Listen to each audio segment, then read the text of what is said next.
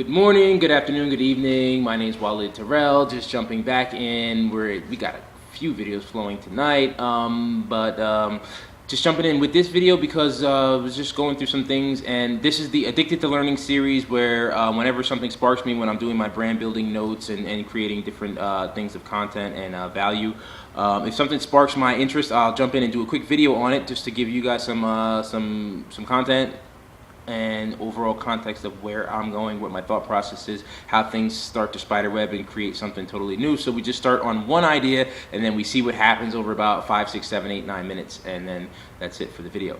So right now, the idea is about risk reversal. So we're doing another business video, risk reversal. How do you take the risk out of any transaction from the customer or client's perspective? Because that is really what will hold a lot of people back from trying your services, trying your products or whatever, is they feel that there's a risk. They may not get the value that you're saying that you're going to give them. So this number one rule, this strategy does not work if you're selling garbage. So if you're selling garbage, if you're not really giving value, anything that I talk about is never really going to work, because it's about the long-term play. It's about the marathon. It's about saying if I'm not doing what I'm supposed to be doing, then I'm not supposed to get any value for it or any compensation or anything for it. So that's just a quick disclaimer. If you're selling garbage, if you're selling crap, if you're not interested in actually improving the lives of your clients, customers, or the marketplace, then you're not going to win, and you might as well just stop listening right now. But if you are a person who's interested in giving value, trying to create a business that actually improves lives, solves problems or something, risk reversal is something that you definitely need to understand. A lot of times people go to trusted brands, even if they rip them off or even if their prices are higher, because they feel less of a risk. So your job, especially if you're somebody just starting out in the marketplace, if you're somebody who's creating your own products, or if you're somebody who's trying to do something new that's not around, there's going to be a certain level of risk that the customer is going to feel that you may not understand, because you're sitting there, you understand your product or what you're giving, but the customer has no idea. So you just have to look at it from their perspective and look at the risks that are involved in them and take them away. One of the easiest ways to take a risk away from a customer is offer a money-back guarantee. So, if the 30 days, 40 days, 60 days, 90 days, whatever, a lifetime, whatever. If the product, service, or whatever does not deliver what the customer or client thought it was supposed to give them, then they are entitled to their money back. Certain products you can't do that with. Certain things like sneakers and like clothing, apparel, underwear, things that are I know from dealing with recording, we couldn't do that with microphones because of the hygiene factor. But definitely look at your industry, look at your products, and understand, okay, how do I take all of the risk off of the client or customer and put it onto myself? Because the onus should be on you as the content or value provider to give them exactly what they want, if not more.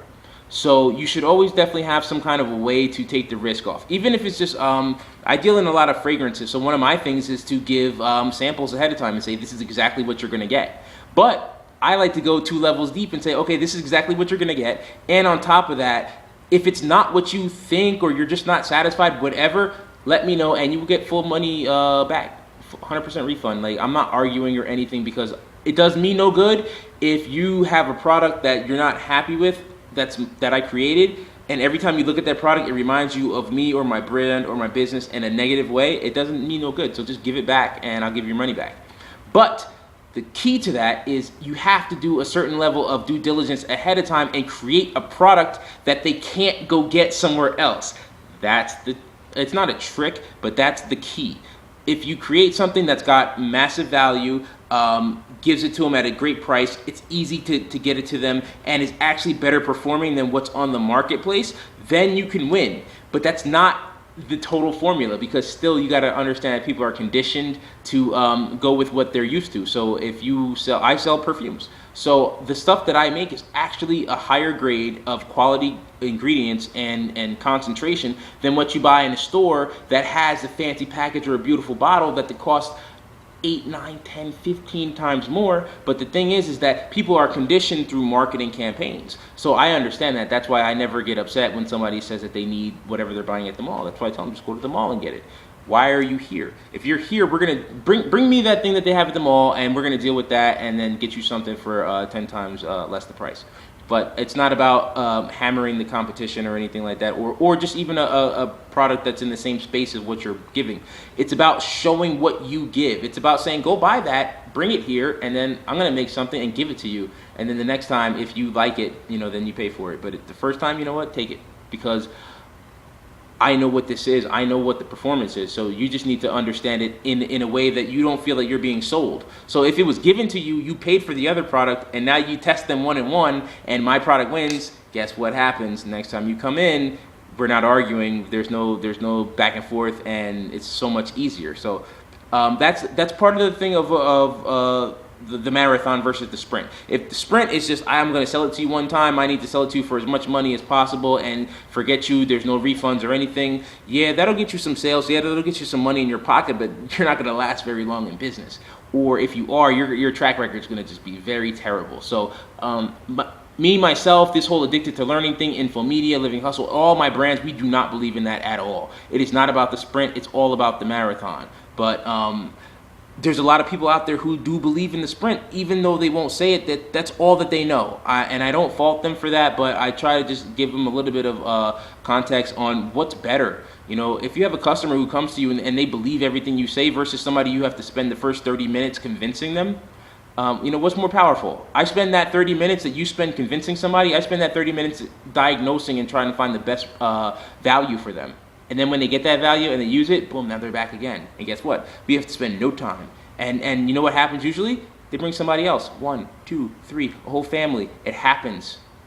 You don't have to spend money on gimmicky advertising if you spend money, due diligence, time, effort, persistence on creating value, on worrying about the customer. We're going to deal mainly here with the culture of caring, because that's what it's about. Caring is currency. If you care for your customers and you really actually put the work in, it comes back to you. Can you calculate the ROI on a spreadsheet, the return on investment? Can you calculate that on a spreadsheet? Absolutely not. But that's not how human beings are. You can't calculate the value of a human being on a spreadsheet. So that's how business works. Business is about humans. It's not about numbers, spreadsheets, anything like that. It's about humans. So if you understand how humans work, and then you reverse engineer what you're doing to be based off of the human culture and what makes humans happy, you can win in the long run. But you also have to understand the new media. You also have to understand the old media, what people are conditioned to. It's not easy. It's not an overnight thing.